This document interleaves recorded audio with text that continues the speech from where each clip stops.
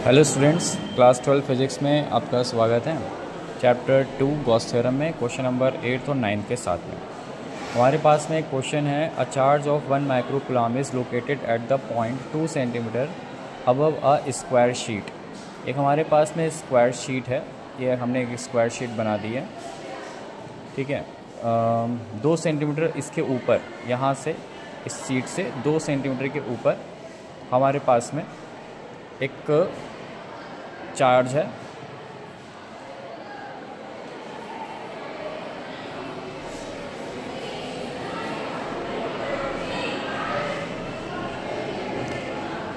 +1 microcoulomb का एक charge है, +1 माइक्रोकूलम का। तो हमें चार्ज की जो वैल्यू है +1 माइक्रोकूलम आपको दे रखी है, मतलब 10⁻⁻6 कूलम का एक चार्ज 2 सेंटीमीटर ऊपर है।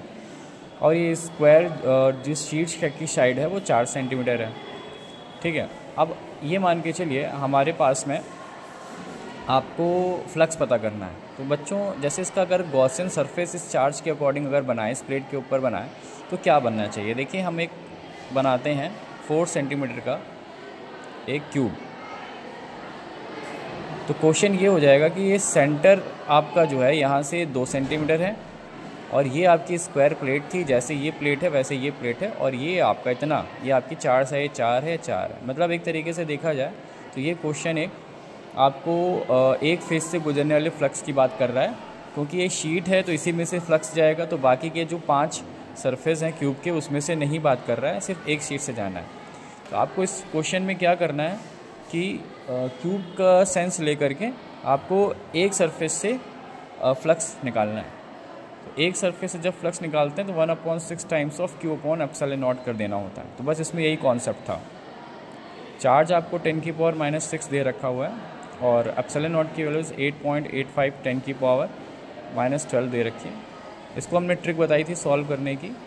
आप इसको 100/885 पहले करेंगे, और 10⁻12 ऊपर 6 जाएगा तो 6 बचेगा, 1 0 इससे ले लेंगे, तो ये बन जाएगा 1000/885।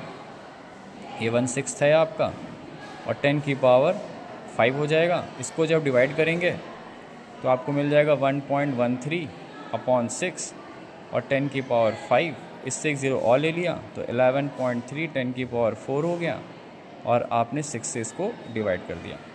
जब आप इसको 6 से डिवाइड करेंगे तो अभी प्रीवियस क्वेश्चन में हम लोगों ने डिवाइड करा था, तो इसका आंसर 1.88 आया था। तो 1.88 10⁻4 इतना आपका न्यूटन मीटर स्क्वायर पर कूलम का फ्लक्स हो जाएगा, ठीक है। तो इस क्वेश्चन में आपको ये ध्यान रखना था कि शीट के ऊपर 2 सेंटीमीटर तो ट्रीटेड एज अ क्यूब काम करेगा, और सेंटर पे वो काम करेगा। 4 सेंटीमीटर इसकी क्या है, एज है, तो 2 सेंटीमीटर मिड पॉइंट पे ही आएगा, ठीक है। नेक्स्ट क्वेश्चन है, a uniform plate having area 0.1 metre square. तो एक प्लेट है जो कि YZ प्लेन पर है। तो बच्चों, पहले इसका YZ प्लेन देखिए कैसा होता है ये, ठीक है। कैसे शीट कैसे रखी है, किस एंगल पे रखी है, ये सब आपको जानना ज़रूरी है। तो ये आपका X एक्सिस है, ये Y एक्सिस है, और ये Z एक्सिस है। तो ये YZ प्लेन पर है, मतलब इस प्लेन पर। तो शीट आपकी कुछ ऐसे रखी हुई है YZ प्लेन पर, ठीक है। तो आपको इसमें से गुजरने वाला फ्लक्स पता करना है। अब इस फील्ड की जो इंटेंसिटी है वो इधर की तरफ E है, और 0.1 मीटर स्क्वायर जो इस पर परपेंडिकुलर एरिया होगा वो आपका इधर की तरफ ही होगा। तो यूनिट वेक्टर जिसको हम कह सकते हैं एरिया का, तो यूनिट वेक्टर तो हम 0.1 J ले सकते हैं।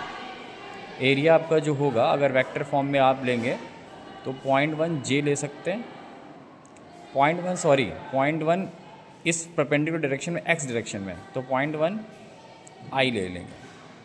0.1 I आपको लेना चाहिए, J नहीं होगा। J अगर आपको लेना होगा तो वो इसके ऊपर होगा, तब J डायरेक्शन में जा रहा होगा, तो 0.1 I लेना होगा। अब आपको इलेक्ट्रिक फील्ड इंटेंसिटी की वैल्यू दे रखी है 3/5 E0 I + 4/5 E0 J। तो पहला काम ये है कि जो E0 की वैल्यू है वो इसमें हम रख दें, थोड़ा सिंप्लीफाई कर दें E को, E वेक्टर को। तो 3/5 E0 की वैल्यू 1000 है, + 4/5 × 1000 है, ठीक है। तो 5 से ये कैंसिल हुआ, तो ये बन जाएगा E वेक्टर हमारा 600I + 600 800J। तो ये हमारी इलेक्ट्रिक फील्ड इंटेंसिटी। अब बच्चों E और जो A है, ठीक है, वो हमारा सेम डायरेक्शन में है, तो इनके बीच में एंगल जो है वो हमारा 0 है। तो हमारे पास फ्लक्स का फॉर्मूला होता है E डॉट A, ये होता है हमारे पास में फ्लक्स का फॉर्मूला। तो EA cos थीटा हो जाएगा, और cos थीटा हमारा 0 है, तो cos 0 हो जाएगा। मतलब आपको EA करना है, लेकिन हम अभी एंगल की बात नहीं कर रहे हैं, तो हम वेक्टर फॉर्म में ही लेके काम करेंगे। तो अब आपको वेक्टर के फॉर्म में अगर इसको सॉल्व करना है, मतलब हम E और V को पहले इसका मैग्नीट्यूड लेके सॉल्व करें, तो ऐसा नहीं है, डायरेक्टली भी हम इसको ऐसे कर सकते थे।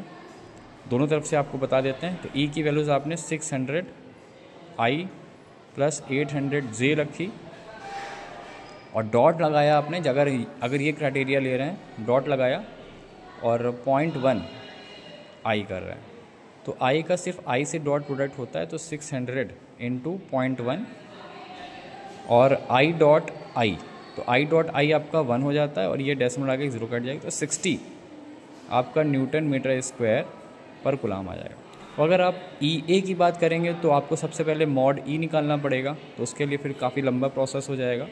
मॉड E आपका आ जाएगा जैसे 600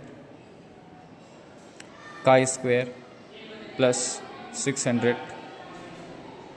का स्क्वायर, ऐसे आपको पूरा सॉल्व करना पड़ जाएगा, ठीक है। सॉल्व करने के बाद में काफ़ी वैल्यू आपको आएगी, तो उसके अकॉर्डिंग ये बड़ा क्वेश्चन हो जाएगा। तो आपको E डॉट A जब वेक्टर फॉर्म दे रखा है, तो इसकी मैग्नीट्यूड की बात नहीं करेंगे, सीधे डायरेक्टली आप लगा के सॉल्व कर देंगे। 60 न्यूटन मीटर स्क्वायर पर कूलम इसका आ जाएगा। वीडियो अच्छी लगी हो तो कमेंट जरूर करिएगा, स्क्रीनशॉट आप ले सकते हैं इसका, ठीक है। प्रशांत कुमार M.P2120, ये मेरे चैनल का नाम है, इस पर जाके सब्सक्राइब जरूर कर लें, और क्वेश्चन के कॉन्सेप्ट आप इस पर अच्छे से सीख सकते हैं। तब तक के लिए गुड बाय बच्चों, टेक केयर।